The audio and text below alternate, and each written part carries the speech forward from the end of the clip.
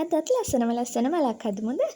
මේ මල හදන්න පයිප් ක්ලීනර්ස් 6ක් ඕනි වෙනවා. මෙන්න මේ විදිහට චූටි කෑල්ලක් නවාගෙන ඒක සෙන්ටිමීටර් 10 කෑල්ලක් අරගෙන ඒක දෙකට නවලා මෙන්න මේ විදිහට අඹර ගන්න. ඊට පස්සේ මැද හිඩස මේ මම පෙන්නනවා වගේ වහගන්න. ඊට පස්සේ තවත් වටයක් මේ වගේ යොදාගෙන ආයෙත් හැටින් අඹර ගන්න.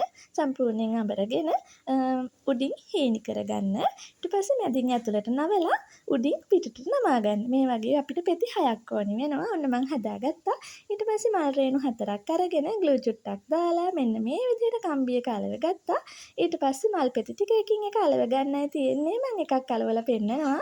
මෙන්න මේ විදිහට. ඉතින් ඊට පස්සේ මල් 6ම පෙති අලවගෙන මෙන්න මේ විදිහට සම්පූර්ණයෙන් මල අලව ගන්නවා. ඔයාලා කැමති විදිහට පෙති ටික අලව ගන්න පුළුවන්. මෙන්න මේ විදිහට එනවා. ඊට පස්සේ අපිට කම්බියට ග්ලූ ටිකක් දාලා මෙන්න මේම මල මැදින් දාලා තද කරගන්නයි තියෙන්නේ. අතින් තද කරලා අල්ලන් ඉන්න. ඊට පස්සේ මෙන්න මේ විදිහට ටේප් එකකින් ඔතා ගන්න. එහෙනම් ලස්සනයි නම් මට කමෙන්ට් එකක් දාන්න. ගිහින් එන්න. සුබ දවසක්.